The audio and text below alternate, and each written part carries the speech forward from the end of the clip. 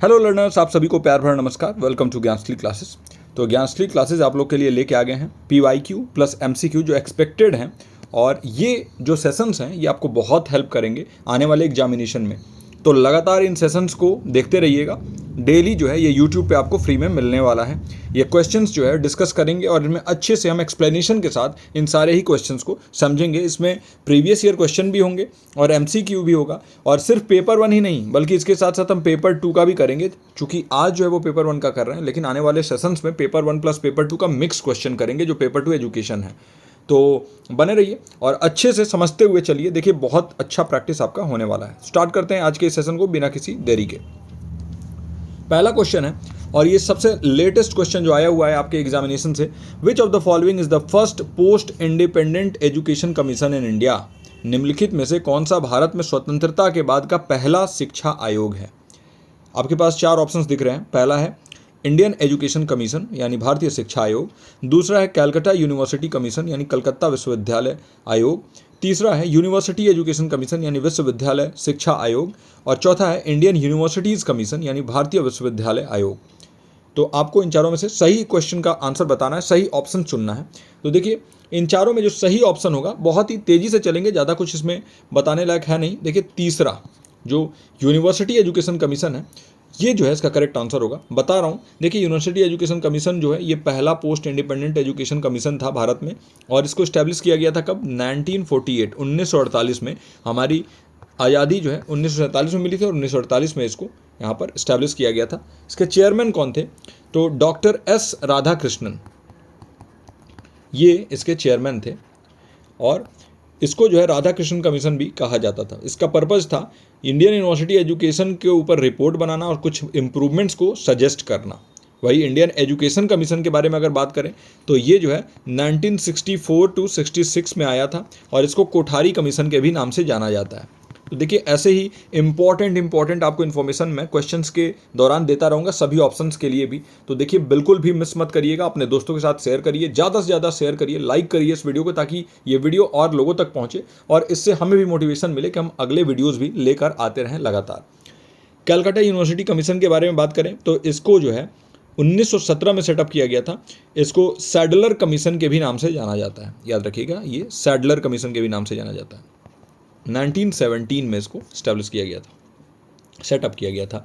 अगला देखें Indian universities commission, तो ये आया था 1902 में, और ये आज़ादी के पहले की बात है ना। तो ये भी जो है इसका करेक्ट आंसर नहीं होगा। तो इसका करेक्ट आंसर हो जाएगा आपका university education commission, that was also known as Radhakrishnan commission, establish in 1948 1948 में इसको स्टैब्लिश किया गया था। हमारा अगला क्वेश्चन है, देखिए knowing that you find algebra more difficult then your sister does, यानी यह जानते हुए कि आपको बीजगणित अपनी बहन की तुलना में अधिक कठिन लगता है, लेकिन आप अभ्यास के साथ इसमें सुधार कर सकते हैं। इसका एक उदाहरण है। तो ये किसका उदाहरण है? अगर आप जानते हो कि आपको अलजेब्रा अपने सिस्टर से ज़्यादा डिफिकल्ट लगता है, बट आप ये भी जानते हो कि अगर मैं प्रैक्टिस करूँगा तो आई कैन इम्प्रूव। जैसे आप लोग को होता है ना कि सर DI मुझे जो है ज़्यादा हार्ड लग रहा है, DI बहुत टफ लग रहा है, लेकिन इसके बावजूद आप लोग प्रैक्टिस करते हैं, और प्रैक्टिस करते हैं तो उससे आपको कुछ इंप्रूवमेंट देखने को मिलता है। ये जानते हैं कि हाँ मैं प्रैक्टिस करूँगा तो कुछ इंप्रूवमेंट मिलेगा। इसको क्या कहते हैं? पहला है स्वनियमन यानी सेल्फ रेगुलेशन, दूसरा है मेटाकॉग्निशन खुद के बारे में जानना, तीसरा है सेल्फ डिसिप्लिन मतलब आत्म अनुशासन, और चौथा है ऑटोमेशन यानी स्वचालन। तो जिसका करेक्ट आंसर होगा वो होगा मेटाकॉग्निशन। देखिए मेटाकॉग्निशन और सेल्फ रेगुलेशन में आपको जो है डाउट हो सकता था इस क्वेश्चन में। मेटाकॉग्निशन क्यों होगा? देखिए मेटाकॉग्निशन किसे कहते हैं? अपने खुद के थॉट्स प्रोसेसेस जो हैं, जो भी थॉट प्रोसेसेस हैं, उनके बारे में अगर आपकी समझ है, अब अगर आप अवेयर हो, तो उसी अवेयरनेस को, उसी अंडरस्टैंडिंग को जो खुद के बारे में आप समझते हो, जैसे अगर आप जानते हो कि आपका स्ट्रॉन्ग पॉइंट क्या है और आपका वीक पॉइंट क्या है, और जो इंसान अपने स्ट्रॉन्ग और अपने वीक पॉइंट को जानता है तो वो बहुत सक्सेसफुल हो सकता है अगर उसको वो जाने कि ये मेरा स्ट्रॉन्ग पॉइंट है, और अपने स्ट्रॉन्ग पॉइंट पे हमेशा जो है खेले, और अपने वीकनेस जहाँ हो वहाँ आराम से बिल्कुल ही धैर्य बना के रखे। तो स्पोर्ट्स में भी आपको देखने को मिलता होगा, आजकल ओलंपिक्स भी चल रहा है, वहाँ देख रहे थे आप कि जो भी स्ट्रॉन्ग पॉइंट अपने प्लेयर्स जो है वो वेट करते हैं कि कब अपने स्ट्रॉन्ग पॉइंट पे खेलने का मौका मिलेगा, और उसके हिसाब से फिर वो अपना स्ट्रॉन्ग पॉइंट जो है वो खेल के और बिल्कुल गेम जो है बदल देते हैं। तो मेटाकॉग्निशन क्या होता है? Knowing about what is your thought process, है ना, understanding your own thought processes. यहाँ पर सेल्फ अवेयरनेस के बारे में बात किया जाता है। खुद के बारे में आप अवेयर रहते हो कि आप जो है वो क्या कर सकते हो, क्या नहीं कर सकते हो, इसके लिए आप जानते हो। सेल्फ रेगुलेशन किसे कहते हैं? यहाँ पर खुद के बिहेवियर को आप कंट्रोल करते हो, तो यहाँ कंट्रोलिंग वाली बात आ गई है ना। मेटाकॉग्निशन में कंट्रोलिंग वाला बात नहीं है, यहाँ पर अंडरस्टैंडिंग का बात है। वही सेल्फ डिसिप्लिन का मतलब क्या है? आपकी जो एबिलिटी है कि आप अपने एक्शन को, अपने फीलिंग को, अपने इमोशन को कैसे कंट्रोल कर सकते हो, उसको सेल्फ डिसिप्लिन कहते हैं। और ऑटोमेशन मतलब एक ऐसा प्रोसेस जहाँ पर जो भी चीज़ें होंगी सिस्टमेटिकली ऑपरेट होंगी, बिल्कुल ही ऑटोमेटिकली, यानी स्वचालन है, खुद से ही चलेंगी चीज़ें। तो इसमें जो मेटाकॉग्निशन है वो इसका करेक्ट आंसर हो जाएगा, क्योंकि आप जो है खुद के बारे में जानते हो कि हाँ मुझे अलजेब्रा डिफ़िकल्ट लगता है, लेकिन उसके बावजूद मैं अगर काम करूँ तो मैं इस पर जो है इसमें इम्प्रूव कर सकता हूँ। तो ये क्या है? This is metacognition clearly. अब हमारा अगला क्वेश्चन है, arrange the different stages involve in the process of deduction in correct sequence. यानी जो डिडक्शन करते हैं हम तो कैसे करते हैं, डिड्यूस करते हैं ना किसी चीज़ को, वो कैसे करते हैं, इसका करेक्ट सीक्वेंस बताना है। ये भी प्रीवियस ईयर क्वेश्चन ही है, PYQ है। तो पहला है आपका रिवीजन ऑफ थ्योरी, दूसरा है हाइपोथेसिस कंफर्म्ड और रिजेक्टेड, तीसरा है फाइंडिंग्स और चौथा है डेटा कलेक्शन। अब इसको आपको अरेंज करना है, बताना है कि अलग अलग जो स्टेजेज हैं डिडक्शन के प्रोसेस का, इसमें करेक्ट सीक्वेंस क्या होगा। तो देखिए, सबसे पहले आप क्या करते हो, इसमें रिवीजन ऑफ थ्योरी करते हो, क्योंकि यहाँ पर आप मॉडिफाई करते हो जो भी एग्जिस्टिंग थ्योरी है अपने नए इंसाइट्स के बेसिस पे। अगर आपको कुछ नए इंसाइट्स मिले हैं, कुछ नए जो है फाइंडिंग्स मिले हैं, या फिर हाइपोथेसिस कुछ नया आपने क्रिएट किया है, तो उसके बेसिस पे आप यहाँ पे क्या करते हो, मॉडिफाई करते हो एग्जिस्टिंग थ्योरी को। फिर हाइपोथेसिस क्या करता है, हाइपोथेसिस जो है ना, इसको आप कंफर्म करते हो या रिजेक्ट करते हो। ये क्या करते हो, जब आप हाइपोथेसिस को टेस्ट करते हो कलेक्टेड डेटा के अगेंस्ट, हाइपोथेसिस कंफर्म और रिजेक्टेड। फिर तीसरा है फाइंडिंग्स, ठीक है, सबसे पहला ए ये हो जाएगा, फिर बी, और तीसरा आपका आ जाएगा डेटा कलेक्शन। जब तक आप डेटा कलेक्शन नहीं करोगे तब तक आप कैसे फाइंडिंग कर दोगे, तो यहाँ डेटा कलेक्शन वाला पॉइंट आ जाए। यहाँ पर आप गैदर करते हो इन्फॉर्मेशन और डेटा, ताकि आप हाइपोथेसिस को टेस्ट कर सको। और फिर चौथा है फाइंडिंग्स, यहाँ पर आप एनालाइज करते हो, रिजल्ट पब्लिश करते हो, और जो भी आपके कलेक्टेड डेटा है उनमें से ही। तो यानी कि इसका हो जाएगा AB और यहाँ पर DC, ABDC। देखिए कहाँ लिखा है, फर्स्ट वाला इसका करेक्ट आंसर हो जाएगा ABDC। पहला हो जाएगा सिद्धांत का संशोधन, दूसरा हो जाएगा परिकल्पना की पुष्टि या अस्वीकृत, तीसरा हो जाएगा डेटा संग्रहण, और लास्ट में जांच का परिणाम, है ना। तो ये हो गया। अगले क्वेश्चन पे चलते हैं। विच of the following is not a primary function of a firewall in computer networks. निम्नलिखित में से कौन सा कंप्यूटर नेटवर्क में फायरवॉल का प्राथमिक कार्य नहीं है। तो देखिए, कंप्यूटर में मैंने आपको पहले भी पढ़ाया हुआ है कि फायरवॉल क्या होता है। ये आपको वायरसों से बचाता है। जो भी वायरस अटैक हो गया, कोई मालवेयर अटैक हो गया आपके कंप्यूटर पे, कोई आपके कंप्यूटर से कुछ चुराना चाहता है, तो उसके लिए एक बैरियर की तरह काम करता है, ताकि ये जो वायरसेज हैं वो आपके कंप्यूटर तक ना पहुँच पाए। तो कह रहा है कि कौन सा इनमें से नहीं है एक प्राइमरी फंक्शन फायरवॉल का। पहला है मॉनिटरिंग नेटवर्क ट्रैफिक, दूसरा है ब्लॉकिंग अनऑथराइज्ड एक्सेस, तीसरा है स्टोरिंग डेटा सिक्योरली, और चौथा है प्रिवेंटिंग मालवेयर एंड वायरसेस। तो देखिए, कुछ चीज़ें तो बिल्कुल ही यहाँ पे क्लियर है। पहली चीज़ है कि यहाँ पर देखिए, प्रिवेंट करना मालवेयर और वायरस को, ये तो काम होता है फायरवॉल का, तो ये नॉट पूछ रहा है, और ये जो है ये सही है, तो यानी कि ये इसका करेक्ट आंसर नहीं होगा। फिर monitoring network traffic, network traffic की निगरानी करना, तो देखिए एक फायरवॉल क्या करता है, वो नेटवर्क ट्रैफिक को मॉनिटर करता है, वो अनऑथोराइज्ड एक्सेस को ब्लॉक करता है, और मालवेयर और वायरसेज को प्रिवेंट करता है, उसको आपके कंप्यूटर तक पहुँचने से रोकता है। लेकिन जो है ना, डेटा को सिक्योरली स्टोर करने के लिए ये जो है नहीं जिम्मेदार है, क्योंकि डेटा को अगर सिक्योरली आप स्टोर करना चाहते हो, अगर ऑनलाइन करना चाहते हो, आप एनक्रिप्टेड कर दो। एनक्रिप्टेड करने से क्या होता है कि वो चीज़ें जो है ना वो बिल्कुल ही लॉक हो जाती हैं, और एक ब्लॉकचेन टेक्नोलॉजी होता है एनक्रिप्शन का, उसके थ्रू जो है जिसको इसका एक्सेस होगा वही कर पाएगा। तो ये जो है ये फायरवॉल का काम नहीं है। फायरवॉल का काम है monitoring network traffic, blocking unauthorised access and preventing malware and viruses. तो इसका करेक्ट आंसर हो जाएगा 3, क्योंकि पूछा ही गलत है। तो डेटा को सुरक्षित रूप से संग्रहित करना नॉट पूछा है, तो इसका सही आंसर तो यही होगा, लेकिन ये गलत है। अब अगला है विच protocol is primarily used for sending emails. ये भी आपके एग्जामिनेशन में बार बार पूछा जा रहा है, कभी मैच द फॉलोइंग में पूछ दिया जाता है, कभी डायरेक्ट पूछा जा रहा है। तो समझ लीजिए, ईमेल भेजने के लिए मुख्य रूप से किस प्रोटोकॉल का उपयोग किया जाता है। पहला है FTP, फाइल ट्रांसफ़र प्रोटोकॉल इसको बोलते हैं, दूसरा है SMTP, simple mail transfer protocol, तीसरा है HTTP का मतलब हो गया हाइपर टेक्स्ट ट्रांसफ़र प्रोटोकॉल, और चौथा है IMAP यानी इंटरनेट मैसेज एक्सेस प्रोटोकॉल, है ना। तो देखिए, अगर हम बात करें मेल को सेंड करने की, तो वहाँ पर करेक्ट आंसर हो जाएगा SMTP, simple mail transfer protocol. इसको यूज़ किया जाता है ईमेल्स को सेंड करने के लिए। वही अगर IMAP का बात करो, इंटरनेट मैसेज एक्सेस प्रोटोकॉल, और POP3 जो होता है ना, पोस्ट ऑफिस प्रोटोकॉल जिसे हम कहते हैं, POP3 पोस्ट ऑफिस प्रोटोकॉल, तो इनका यूज़ किया जाता है ईमेल्स को रिट्रीव करने के लिए। याद रखिएगा, एक ही क्वेश्चन में आपको सारी चीज़ें मैं बता रहा हूँ। तो रिट्रीविंग ईमेल्स, रिट्रीव करने का मतलब क्या होता है कि किसी चीज़ को आप खोज के ले आते हो, रिट्रीव करते हो, या फिर कहीं खो गई हैं तो उसको आप एक्सेस करना, तो उसको रिट्रीव करना कहते हैं। तो POP3 की मदद से और आपके IMAP की मदद से रिट्रीव किया जाता है। HTTP जो है ना, ये वेब ट्रैफिक के लिए यूज होता है ना, हाइपर टेक्स्ट ट्रांसफ़र प्रोटोकॉल। आपको याद होगा, जब भी मैं आपको टेलीग्राम का लिंक देता हूँ तो वहाँ पे HTTPS ऐसे करके लिखा होता है, फिर यहाँ पर ऐसे बन के और फिर ऐसे ऐसे करके और T.me ऐसे करके होता है ना। तो ये जो है HTTP hyper text transfer protocol, और S लग जाता है तो ये सिक्योर्ड हो जाता है। ओके, तो ये होगा। और FTP फाइल ट्रांसफ़र के लिए यूज किया जाता है। तो यानी कि इसका करेक्ट आंसर मेल के लिए हो जाएगा SMTP। अब अगला क्वेश्चन है, what is an intranet? Intranet क्या है? देखिए, a global network of interconnected computers, क्या एक ग्लोबल नेटवर्क है? इंटरकनेक्टेड कंप्यूटर्स का यानी परस्पर जुड़े कंप्यूटरों का एक वैश्विक नेटवर्क है। दूसरा है a local network confined to a particular organisation, किसी एक स्थानीय नेटवर्क जो किसी विशेष संगठन तक सीमित है। तीसरा एक private network accessible only to an organisation staff, यानी एक निजी नेटवर्क जो केवल संगठन के कर्मचारियों के लिए ही सुलभ है। और चौथा है a public network accessible to anyone, यानी एक सार्वजनिक नेटवर्क जो किसी के लिए भी सुलभ है। तो इसका करेक्ट आंसर क्या आएगा? For internet. तो इंट्रानेट नाम से ही पता चल रहा है, देखिए इंटर अगर हो गया तो यानी कि ये बहुत लॉन्ग डिस्टेंस का बात हो रहा है। इंटरनेट आप जानते ही हो, ये ग्लोबल नेटवर्क होता है, और इंटर कनेक्टेड कंप्यूटर्स का एक ग्लोबल नेटवर्क, यानी ये तो इंटरनेट का यहाँ पर डिस्क्रिप्शन लिख दिया गया है, ये वाला, ये तो इंटरनेट है, ठीक। लेकिन अगर हम बात करें इंट्रानेट की, तो इंट्रानेट क्या होता है? एक प्राइवेट नेटवर्क होता है जो कि एक ऑर्गेनाइजेशन के अंदर ही यूज़ किया जाता है। इसको डिज़ाइन किया जाता है ताकि कम्युनिकेशन को फैसिलिटेट कर पाया जाए, कोलाबरेट करने के लिए, ताकि टीम जो है आपस में कोलाबरेट करके कुछ शेयर कर सके, फाइल्स अपने कोई भी प्रोजेक्ट पे काम कर सके साथ में मिलके, और इंटरनल रिसोर्सेज जो है ना वो एम्प्लॉयज़ के साथ ही एक्सेस उनका हो, बाहरी लोगों के साथ एक्सेस जो है वो ना हो। तो इसके लिए इंट्रानेट का यूज होता है। तो इसको हम कह सकते हैं कि एक प्राइवेट नेटवर्क होता है, accessible only to an organisational staff, है ना। और ये लोकल नेटवर्क वाला जो हो जाएगा, ये लैन के लिए यूज़ होता है, यानी लैन को हम कहते हैं लोकल एरिया नेटवर्क। ओके,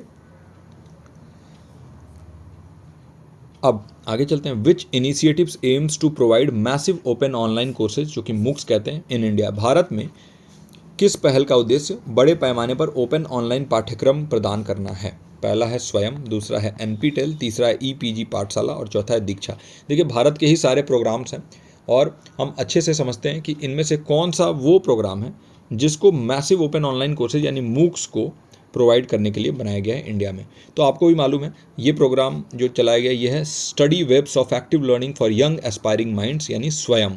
एक इनिशिएटिव है गवर्नमेंट ऑफ इंडिया द्वारा लिया गया है, ताकि जो भी मैसिव ओपन ऑनलाइन कोर्सेज हैं ये स्टूडेंट्स को दिया जाए पूरे कंट्री में, और बिल्कुल ही सर्टिफिकेशन वाले कोर्स हैं तो बिल्कुल मिनिमल कॉस्ट, और अगर नॉर्मल कोर्सेज हैं तो फ्री ऑफ कॉस्ट अवेलेबल होता है। स्वयं के पोर्टल के थ्रू आप इसको एक्सेस भी कर सकते हैं, है ना।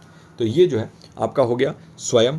अब इसके बाद हम जान लेते हैं इसमें जो जो ऑप्शंस दूसरे दिए गए हैं, जैसे यहाँ पर दिया गया है NPTEL, यहाँ पे दिया गया है EPG पाठशाला, तो इसको हम जान लेते हैं अच्छे से। तो देखिए, अगर NPTEL के बारे में बात करें तो NPTEL एक जॉइंट इनिशिएटिव है, IIT और IISc बैंगलोर जो है वो उससे मिलकर इन्होंने बनाया है, यानी इंडियन इंस्टीट्यूट ऑफ टेक्नोलॉजी और इंडियन इंस्टीट्यूट ऑफ साइंस जो है इसने मिलकर बनाया है, ताकि ऑनलाइन कोर्सेज और सर्टिफिकेशंस को दिया जाए अलग अलग सब्जेक्ट्स में। इसका फोकस है इंजीनियरिंग, साइंस, मैनेजमेंट और ह्यूमैनिटीज़ के कोर्सेज। इसमें video lectures, web courses, assignments और एग्जाम्स जो हैं वो अवेलेबल करा दिए जाते हैं। तो ये था आपके NPTEL के बारे में, national programme on technology enhance learning इसका पूरा नाम है। ओके, नाउ आगे देखते हैं EPG पाठशाला। ये क्या एक इनिशिएटिव है, MHRD यानी ministry of human resource development, जो कि ऑफ मिनिस्ट्री ऑफ एजुकेशन है, उसके द्वारा इसको लिया गया था। एक नेशनल मिशन ऑन एजुकेशन है इसको हम कहते हैं, और ICT के माध्यम से जो है इसको प्रोवाइड करना high quality curriculum based interactive content. किसके लिए? तो ये PG के स्टूडेंट्स के लिए, पोस्ट ग्रेजुएट स्टूडेंट्स के लिए ये यहाँ पर है। फिर अगला हमारा है EPG पाठशाला के बाद DIKSHA, digital infrastructure for knowledge sharing. तो ये क्या है? एक प्लेटफॉर्म है जो कि मिनिस्ट्री ऑफ एजुकेशन द्वारा प्रोवाइड किया जाता है स्कूल एजुकेशन रिसोर्सेज को प्रोवाइड करने के लिए। इसका फोकस क्लास 1 to 12 के लिए होता है, यानी यहाँ पर टीचर ट्रेनिंग के साथ साथ स्कूल एजुकेशन जो 1 to 12 होता है उसके ऊपर फोकस होता है दीक्षा का। और इसमें lesson plan, worksheet, text book और इंटरैक्टिव कंटेंट जो है वो दिया जाता है। इसका एक्सेस बिल्कुल फ्री ऑफ कॉस्ट होता है दीक्षा का, और इसका एक्सेस स्टूडेंट्स के लिए, टीचर्स के लिए, पेरेंट्स के लिए, सबके लिए होता है। इसका एक मोबाइल ऐप भी आता है और वेबसाइट भी इसका है। अगला क्वेश्चन हमारा है, which pollutant is primarily responsible for respiratory problems and is commonly found in vehicle emissions, यानी कौन सा प्रदूषक श्वसन समस्याओं के लिए मुख्य रूप से जिम्मेदार है और आमतौर पर वाहन उत्सर्जन में पाया जाता है। तो बताइए, पहला है कार्बन डाइऑक्साइड, दूसरा है नाइट्रोजन डाइऑक्साइड, तीसरा है मीथेन और चौथा है ऑक्सीजन। तो देखिए, अगर हम बात करें श्वसन समस्याओं के लिए मुख्य रूप से जो जिम्मेदार है इसमें से जो प्रदूषक है, तो वो होगा नाइट्रोजन डाइऑक्साइड, ये NO2। ये एक बहुत ही सिग्निफिकेंट एयर पॉल्यूटेंट है जो कि इसका प्राइमरी रिस्पॉन्सिबल है रेस्पिरेटरी प्रॉब्लम्स के लिए। जो सांस लेने में जो भी प्रॉब्लम होने लगता है वो नाइट्रोजन डाइऑक्साइड की वजह से ही होता है। और ये व्हीकल्स द्वारा या फिर कोई भी इंडस्ट्रियल प्रोसेस चल रहा है, कोई भी फैक्ट्री लगी हुई है, उससे धुआं निकल रहा है, उससे ये प्रोड्यूस होता है। नाइट्रोजन डाइऑक्साइड इसका करेक्ट आंसर हो जाएगा, याद रखिएगा। अब हम आगे बढ़ते हैं और हमारा अगला क्वेश्चन नेचुरल एनर्जी रिसोर्सेज, जो solar, wind, soil, hydro, geothermal, biomass, nuclear और फॉरेस्ट वाले जो भी पार्ट है इससे है। तो इसका है, which of the following is a renewable source of energy. बिल्कुल ही आसान क्वेश्चन है। पहला है कोल, दूसरा है नेचुरल गैस, तीसरा है न्यूक्लियर एनर्जी, चौथा है सोलर एनर्जी। तो देखिए, जो इसका करेक्ट आंसर होगा वो होगा सोलर एनर्जी। देखिए, आपको भी मालूम है कि जो सौर ऊर्जा है वो एक रिन्यूएबल एनर्जी है, एक रिन्यूएबल सोर्स से आता है, यानी कि सन से, सूरज से जो भी हमें ऊर्जा मिलता है। कैसे? सनलाइट के थ्रू हमारे पास जो है ये प्लेट्स लगे होते हैं सोलर के लिए, और इस प्लेट पे सनलाइट पड़ता है और इसको जो है हम कन्वर्ट करते हैं, और एक यहाँ पर बैटरी और इन्वर्टर होता है, इसमें आप स्टोर कर सकते हैं और फिर आप इसको यूज़ कर सकते हैं इस एनर्जी को, या फिर आगे जो है इसको डिसेमिनेट भी कर सकते हैं। तो काफ़ी सस्टेनेबल होता है और सनलाइट बिल्कुल ही एम्पल अमाउंट में अवेलेबल है, आपको मालूम ही है। और इसके साथ साथ देखिए, कोल और नेचुरल गैस के बारे में बात करें तो ये फॉसिल फ्यूल्स होते हैं, आपको भी मालूम है ये फॉसिल फ्यूल है, करोड़ों साल लग जाते हैं कोयला को बनने में, तो फॉसिल फ्यूल है। और ये नेचुरल गैस भी एक फॉसिल फ्यूल होता है। वही अगर बात करें हम न्यूक्लियर एनर्जी के बारे में, तो न्यूक्लियर एनर्जी जो है ना, ये ग्रीन हाउस गैसेस तो एमिट नहीं करता है और इसका ऑपरेशन के दौरान, लेकिन बिल्कुल ही फाइनाइट रिसोर्सेज जैसे कि यूरेनियम पे ये डिपेंडेंट होता है ना, कि यूरेनियम मिलेगा तभी ये हो पाएगा। तो यानी कि ये रीन्यूएबल एनर्जी नहीं है, क्योंकि इसमें यूरेनियम की ज़रूरत पड़ती है, जबकि सोलर एनर्जी में हमें किसी चीज़ की ज़रूरत नहीं होती है, वो एनर्जी एम्पल अमाउंट में अवेलेबल होता है। तो इसलिए इसका जो करेक्ट आंसर होगा वो होगा सौर ऊर्जा।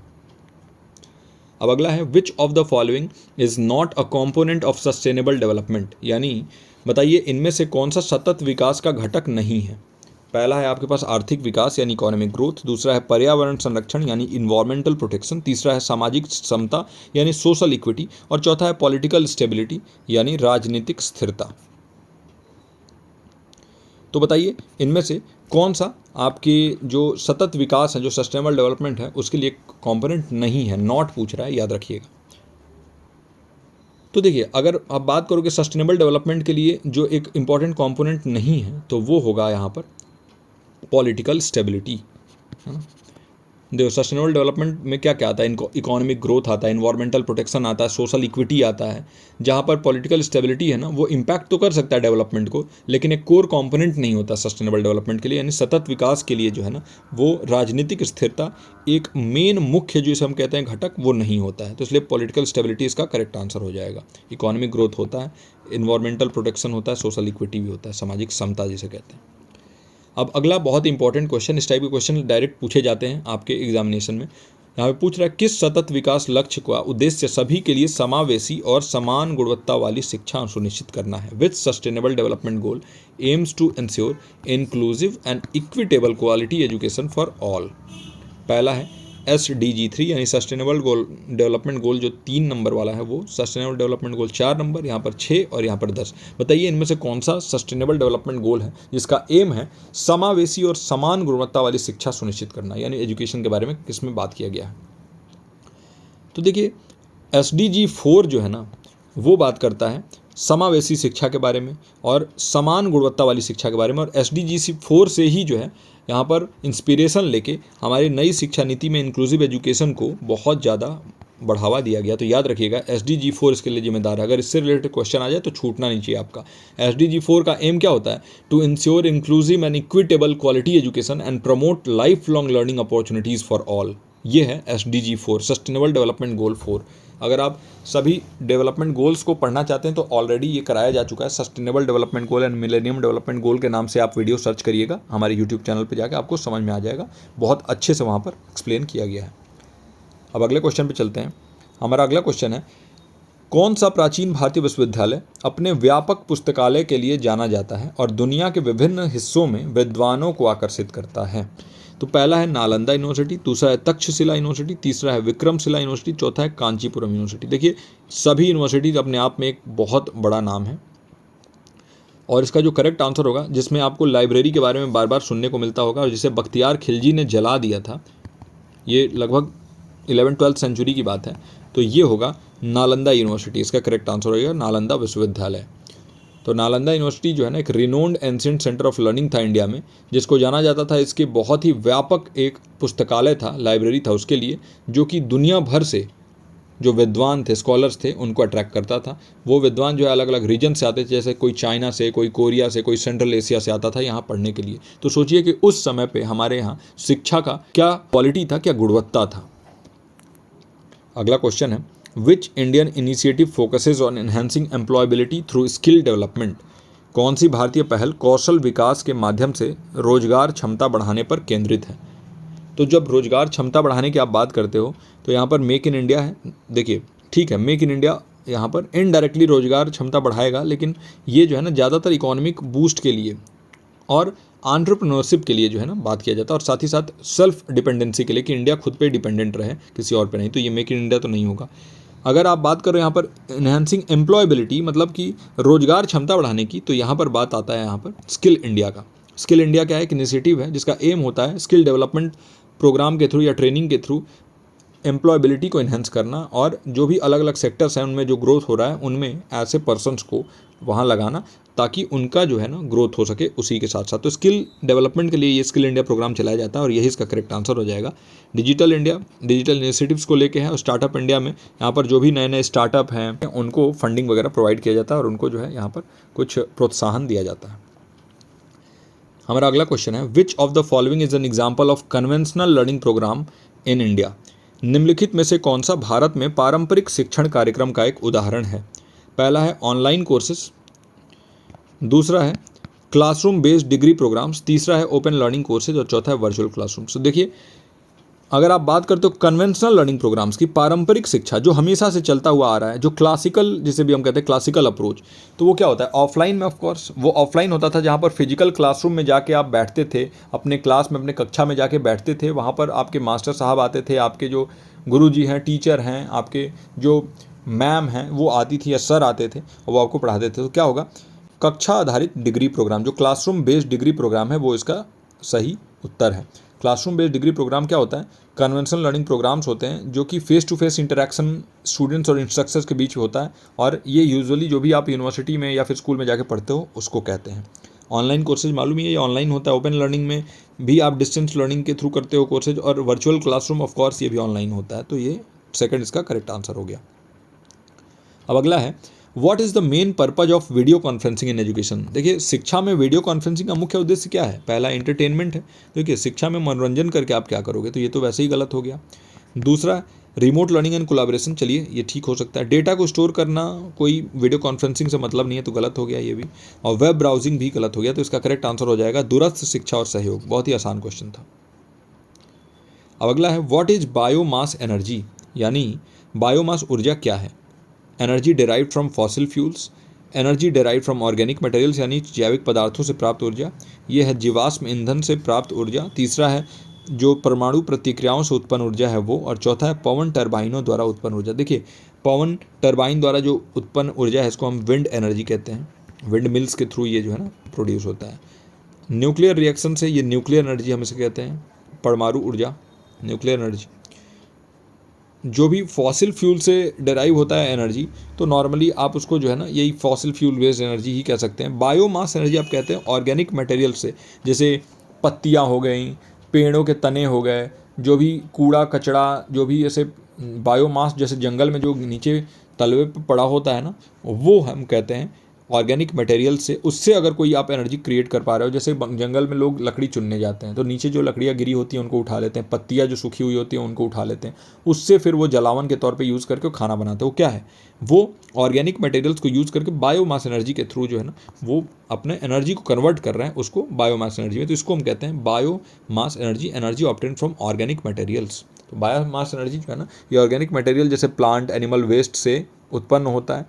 आप काऊ डंग केक आप जानते हो ना, जो गोबर के उपले होते हैं वो क्या होता है, वो भी एक बायोमास एनर्जी का ही एग्जाम्पल है ना। तो रिन्यूएबल सोर्स इसलिए माना जाता है क्योंकि इसको रिप्लेनिश किया जाता है नेचुरली। तो अब इसका मतलब ये नहीं है कि पेड़ों की कटाई आप करने लगो, अगर पेड़ों की कटाई होने लगेगी तो फिर तो नॉन रिन्यूएबल हो जाएगा। तो इसका जो करेक्ट आंसर हो जाएगा वो ये हो जाएगा। अगला है, which ancient Indian text is known for its contribution to education and pedagogy, यानी कौन सा प्राचीन भारत ग्रंथ शिक्षा और शिक्षा शास्त्र में अपने योगदान के लिए जाना जाता है। पहला है ऋग्वेद, दूसरा है अर्थशास्त्र, तीसरा है पंचतंत्र और चौथा है मनुस्मृति। ऋग्वेद, अर्थशास्त्र, पंचतंत्र और मनुस्मृति में से कौन सा भारतीय ग्रंथ शिक्षा और शिक्षा शास्त्र में अपने योगदान के लिए जाना जाता है। तो देखिए अगर आप बात करें इन सभी में, तो इन सभी में से अगर शिक्षा और शिक्षा शास्त्र पर अगर हम फोकस करें तो पंचतंत्र को जाना जाता है। पंचतंत्र जो है ये एक एंशियंट इंडियन कलेक्शन है इंटर रिलेटेड एनिमल फेबल्स का, जो संस्कृत में इसके वर्स हैं या प्रोज हैं, और इसको जाना जाता है कि भाई ये एजुकेशन में इसका बहुत बड़ा कंट्रीब्यूशन है। पंचतंत्र की कथाएं आपने सुनी होंगी, है ना। पेडागॉजी में और एजुकेशन में इसका बहुत बड़ा कंट्रीब्यूशन माना जाता है। ये मोरल लेसन्स देता है, याद रखिएगा। पंचतंत्र की जो कथाएं, इसमें जो है ना कोई वैल्यू बेस्ड मोरल लेसन मिलता है। तो यहाँ पर आपको एक नैतिक शिक्षा मिलता है हर एक पाठ के, हर एक कहानी के अंत में। तो इसको हम कहते हैं पंचतंत्र। और ये जो है ना विजडम प्रोवाइड करता है स्टोरीज के थ्रू। तो विजडम थ्रू स्टोरीज। तो पता नहीं भाई नेक्स्ट क्वेश्चन जो है कहाँ से आ जाए, इसलिए ये आपके लिए एक्सपेक्टेड एमसीक्यूज़ भी लाया गया था, साथ ही साथ प्रीवियस ईयर क्वेश्चंस भी लाया गया था। आई होप कि आज के इस क्लास में आपको बहुत कुछ सीखने को मिला होगा। और ऐसे ही इंटरेस्टिंग क्लासेस के लिए लगातार जुड़े रहिए। हर रोज़ ये सेशंस आने वाले हैं, तो जैसे ही इसका नोटिफिकेशन आपको मिलता है बिल्कुल तुरंत आप जो है आ जाइए, क्योंकि ये क्वेश्चंस आपको कॉन्फिडेंस बिल्डअप करने में मदद करने वाले हैं और साथ ही साथ आपके स्कोर को बेटर बनाने में भी मदद करने वाले हैं। तो इस वीडियो में यहीं तक, मैं मिलता हूँ आपसे अगले वीडियो में। आप लाइक शेयर और सब्सक्राइब जरूर कर दीजिएगा। आप अपना और अपनों का ख्याल रखिए। नमस्कार।